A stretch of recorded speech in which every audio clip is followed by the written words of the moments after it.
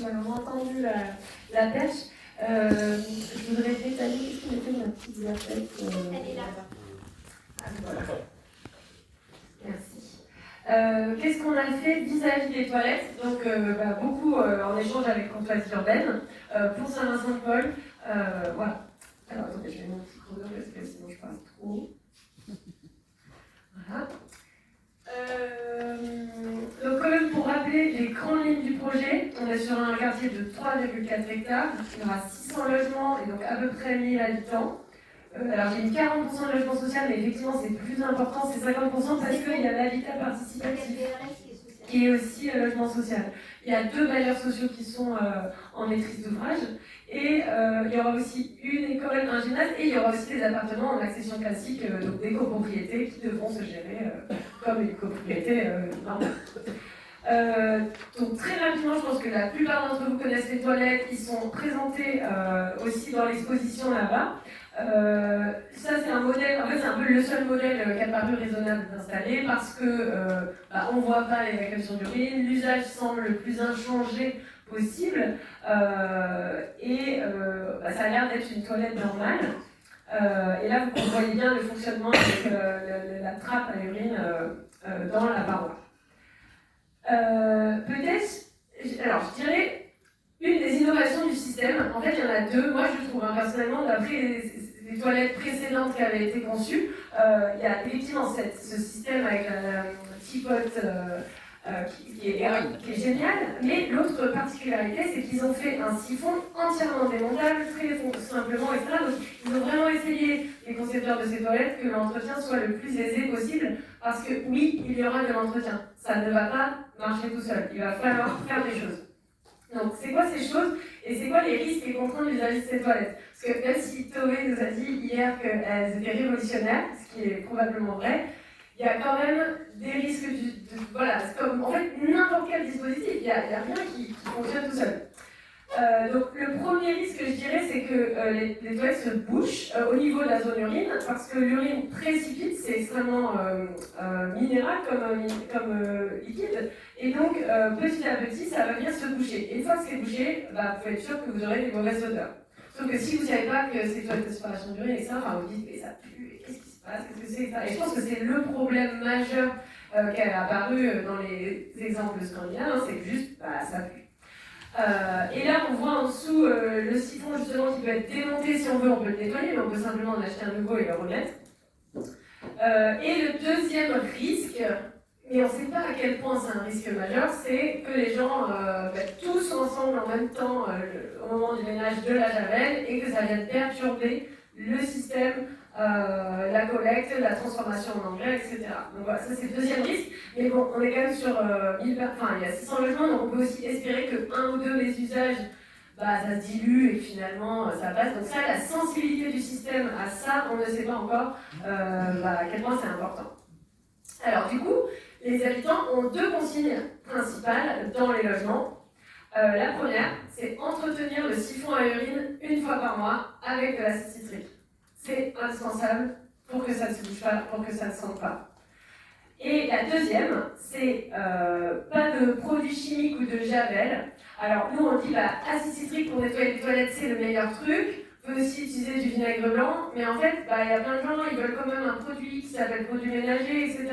Et on s'est rendu compte que c'était extrêmement difficile de dire ne prenez pas de produits avec tel élément chimique dedans, etc. En fait, les étiquettes de produits ménagers sont illisibles, et en fait j'ai découvert qu'il n'y avait pas de réglementation et d'obligation vis-à-vis de la description.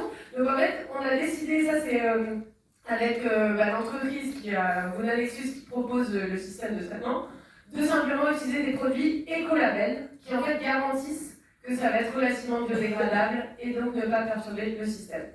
Voilà la consigne. Et on a décidé, je l'ai mis quand même, parce que en plus Radesh l'a rappelé, on a décidé que la question de faire pipi assis ou assise n'était pas une consigne. C'est-à-dire qu'on écrira à des endroits, ça sera su que quand on s'assied, la collecte est meilleure. Si on veut participer à la collecte, il faut s'asseoir. Mais on ne dit pas aux gens, asseyez-vous pour faire pipi. Parce qu'évidemment, on dépasse la limite de ce qu'on a, de la consigne c'est l'intimité, etc. Donc on s'est dit, bah, voilà, ça va braquer les gens aussi, donc on ne dit plus que c'est une consigne justement, simplement on manifeste que la collecte sera meilleure. Bon, petit détail sur l'entretien du siphon à urine, un travail qui a été mené par Vunalexus justement, donc qui est l'entreprise qui va installer le système de traitement, a priori. Ça a été vraiment de développer une pastille d'acide citrique qui va permettre de faciliter ce geste d'entretien une fois par mois. Donc voilà, on ne sait pas encore très bien, est-ce qu'elle va être distribuée, vendue dans les supérettes autour, enfin tout ça on est encore en cours de définition, mais voilà. Et aussi, il faut impérativement que les gens sachent, et les bailleurs sociaux, etc., que s'il y a des odeurs, c'est que c'est bouché ou qu'en fait il faut entretenir avec l'acide citrique, changer le siphon, etc. Et en fait, j'ai dit que le siphon était génial parce qu'il pouvait se changer facilement. Mais quand même, c'est mieux si c'est un professionnel de la plomberie qui le fait, parce que bon, en fait, si c'est mal remmanché dans le tuyau, bah là c'est catastrophe. Donc voilà, tout ça c'est encore en cours de définition, mais voilà, on travaille sur ces éléments-là. Et pour revenir sur l'ensemble des démarches qui ont été mises en œuvre pour le moment et dans le futur sur la maîtrise d'usage, donc la question de comment ils s'approprient leur nouveau toilette, les habitants. Donc il y a une vidéo de présentation à la fois du projet mais aussi de la problématique environnementale, puisque Rabia l'a un peu mentionné et je le redis, c'est que quand même on va chercher à ce que les habitants, ils ne vont pas tous devenir experts de la séparation à la source, mais le plus ils vont savoir pourquoi c'est pertinent de collecter l'urine, que ça devient un engrais, mais qu'est-ce que c'est un engrais, mais sinon quand ça va dans la toilette à chasse d'eau, c'est quoi le problème en fait? Le plus ils vont avoir des idées, ou même si c'est vague et de ça, le plus ils vont souhaiter participer, être embarqués dans cette aventure et peut-être même être fiers d'avoir ces toilettes spéciales. Donc, on a fait une vidéo de présentation. Rabia, tu l'as mentionné, on a fait installer la toilette pour la présenter lors des ateliers avec le panel de futurs habitants. Et ensuite, on a fait des ateliers où on leur a soumis nos idées pour, au moment où on va livrer le projet, voilà, on pense faire ça. Qu'est-ce que vous en pensez? Donc voilà, ça c'était vraiment riche de pouvoir avoir leur retour avec ce point de vue que Rabia vous a expliqué. Et ensuite, au moment de la livraison, ce qui a été décidé, c'est que tous les nouveaux habitants auront un livret d'accueil. Alors ça, pareil, le premier jour de la livraison, super, le livret d'accueil, il est sur la table de l'entrée, mais quid de tous les habitants suivants, des changements de locataires, de propriétaires, etc. Donc ça, il y a vraiment quelque chose à définir avec ce livret d'accueil, et dans lequel il n'y aura pas que les urines. Il y aura tout plein d'informations liées au logement en général. Voilà. Et un autre choix assez fort qui a été fait, c'était de demander, alors ça on a eu la chance d'avoir l'embarquement de Laufen, donc le fabricant de la toilette, et de Roca, qui est le distributeur français, c'est de dire, en fait, on pourrait essayer d'inventer une signalétique dans le logement qui reste et qui est tout le temps là, et qu'en fait, même si les gens changent, etc., il y a quelque chose qui est gravé dans le mur, et en même temps, c'est un peu bizarre d'avoir une signalétique qui donne des instructions dans ses propres toilettes, donc il y avait un gros enjeu aussi de c'est quoi cette signalétique. Et enfin, l'autre démarche, et j'en oublie peut-être si jamais des personnes du projet sont là et pensent à des choses, il va y avoir pendant 2 ans, après la livraison, un coach environnemental, donc c'est-à-dire des personnes en charge d'accompagner toutes les nouvelles démarches liées à ces habitats particulièrement vertueux vis-à-vis de l'environnement. Donc pas que les urines, mais aussi les autres sujets. Très rapidement sur la cinétique, je raconte un tout petit peu ce qu'on a fait. C'est quand même, ce qui s'est passé, c'est qu'on a réussi à convaincre la Open de dessiner avec leur esthétique, etc.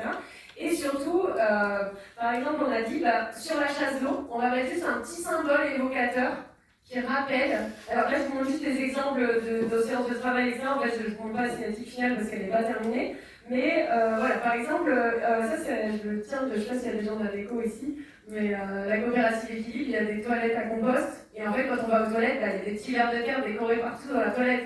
Donc même s'il n'y a pas écrit attention, toilette sèche à compost, etc., on sait que notre caca va être mangé par des vers de terre, et que si on met plein de javel dans la toilette, évidemment, ça ne va pas bien se passer. Donc voilà, on a essayé de reproduire un peu ce truc-là. Donc ils ont fait un petit dessin qui est gravé sur la chasse d'eau.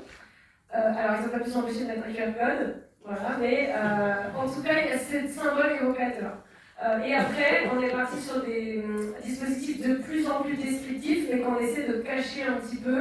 Donc il y aura un sticker sur la toilette sur le côté, et après des consignes le plus exhaustives possible en s'inspirant un petit peu des consignes de sécurité incendie, qui est un truc qui est là, quelque part, à un endroit. On ne le regarde jamais, mais on sait que toutes les infos sont là. Bon, bah, on essaie de travailler sur quelque chose comme ça. On ne sait pas encore trop où est-ce qu'on va mettre dans le logement. Si vous voulez donner votre avis, je suis preneuse. Mais en tout cas, voilà, on se dit peut-être dans le tableau électrique, ou enfin, parce qu'à côté de la toilette, peut-être pas fou, enfin bon, voilà. Et voilà, on a terminé pour Saint-Vincent-de-Paul.